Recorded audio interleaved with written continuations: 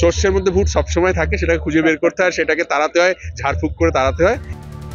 বিরোধী শূন্য টিটাগড় পুরসভা, 23 আসনের সবকটি তৃণমূলের দখলে, কোনো বিরোধী দলে কাউন্সিলর নেই। কিন্তু অভিযোগ, সম্প্রতি পুর বোর্ডের বৈঠকে একটি বিল পাশকে ঘিরে তুমুল হট্টগোল বাধে নিজেদের মধ্যে। তৃণমূল নেতা এবং পুরপ্রধান কমলেশ সাউয়ের বিরুদ্ধে সরব হন টিটাগড়ের তৃণমূল কাউন্সিলরদের কয়েকজন।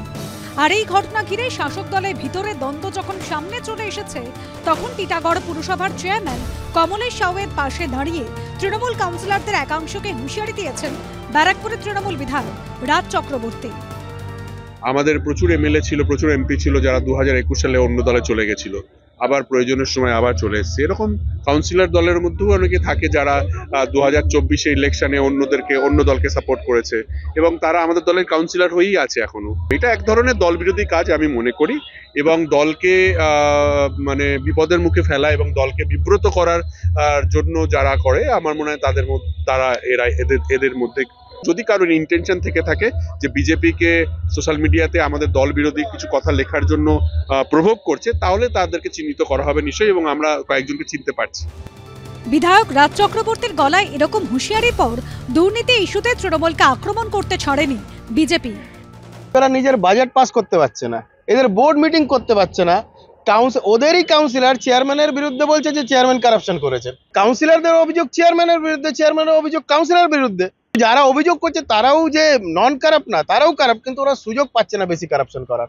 চেয়ারম্যান একটু বেশি করছেন, ওরা একটু কম করছে। এবার খাওয়া খাওয়ার ব্যাপার তো, এমএলএর লোক বেশি খাবে না এমপির লোক বেশি খাবে, এই হচ্ছে ঝামেলা।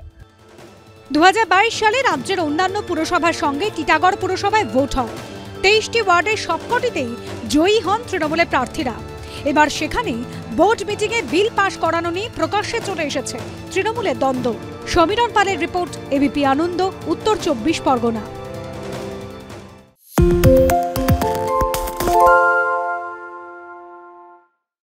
সত্য অন্তহীন, সত্যের খোঁজও তাই, সত্য সন্ধানে তাই আমরা অক্লান্ত, অকুতভয়। এবিপি আনন্দ নতুন ভাবনার প্রতীক, যা মনে মুক্ত, তথ্যে যুক্ত এবং যাবতীয় সীমানার বাঁধন থেকে মুক্ত।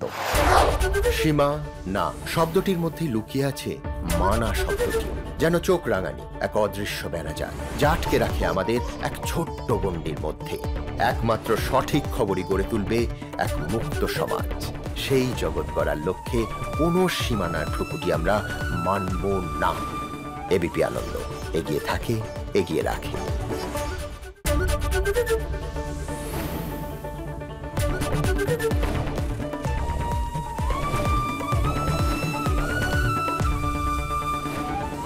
এবিপি আনন্দ এগিয়ে থাকে, এগিয়ে রাখে।